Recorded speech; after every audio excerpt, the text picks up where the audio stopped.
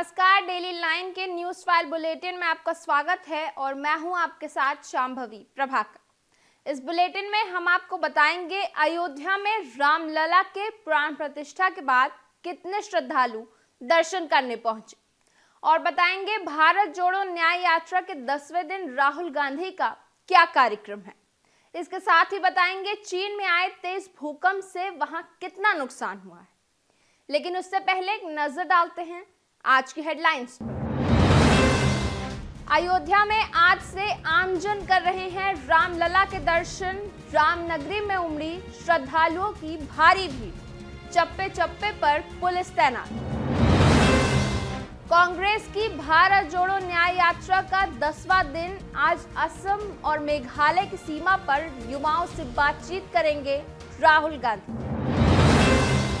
India गठबंधन को लेकर ममता बनर्जी का बड़ा बयान, कहा वाम दल इंडिया के एजेंडे को कंट्रोल करने की कर रहे कोशिश, मुझे ये स्वीकार्य नहीं। उत्तर भारत के कई राज्यों में कड़ाके की ठंड जारी, शीतलहर और गलन से आम जनजीवन प्रभावित। 27 जनवरी तक ठंड से नहीं मिलेगी राहत।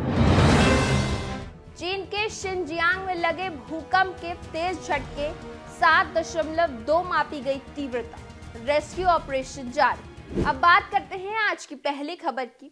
अयोध्या में रामलला की प्राण प्रतिष्ठा के बाद आज से आम लोग भी राम मंदिर में दर्शन कर रहे हैं। प्राण प्रतिष्ठा के बाद मंगलवार से मंदिर जाने पर लगी रोक खत्म हो गई है। आज सुबह से ही भक्तों की भारी भीड़ रामलला के दर्शन करने के लिए उमड़ पड़ी। इस बीच श्रद्धालुओं में धक्का मुक्की खबरें सामने आ रही हैं। लोग सुबह से ही लंबी लंबी कतारों में भगवान राम के दर्शन करने के लिए खड़े हैं।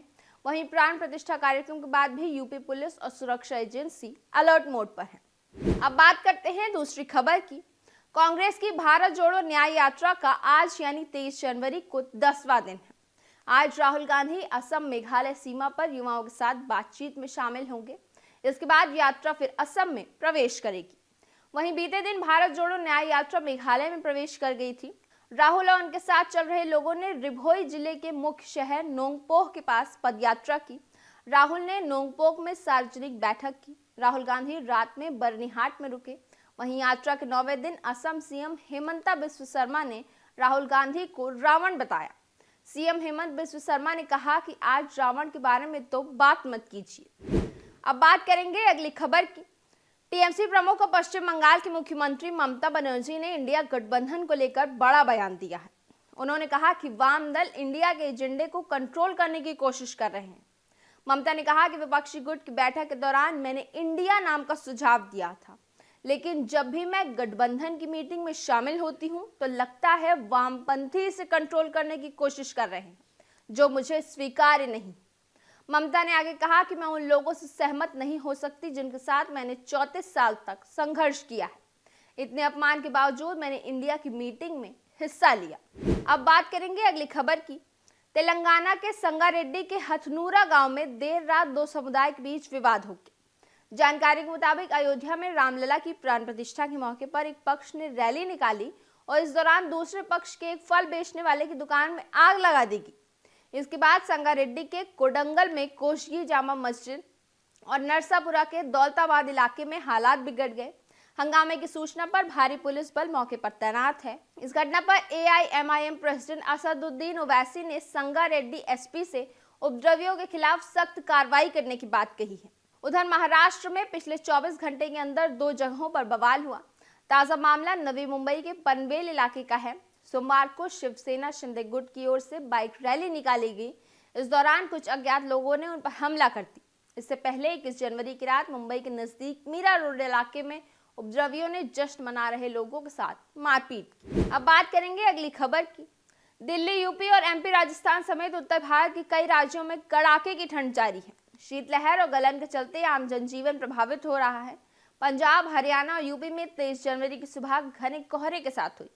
मौसम विभाग के मुताबिक इन राज्यों में 27 जनवरी तक ऐसा ही हाल रहने वाला है। राजस्थान में भी 26 जनवरी तक कोहरा छाया रहेगा। वहीं एमपी में 24 तारीख तक सुबह के वक्त कोहरा छाए रहने का अनुमान। उत्तर प्रदेश में अगले 2 दिनों में पारा और गिर सकता है, इससे ठंड और बढ़ेगी। मौसम विभाग ने सुबह और रात के समय घने कोहरे का अलर्ट जारी किया है। इस दौरान कुछ स्थानों पर तेज सर्द हवाएं भी चलेंगी। बता दें कि यूपी में सोमवार को बांदा जिला सबसे गर्म रहा।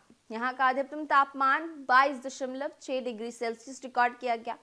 वहीं सोनभद्र में चुर्क सबसे ठंडा इलाका रहा। यहाँ का न्यूनतम तापमान 3.3 डिग्री सेल्सियस रिकॉर्ड किया गया।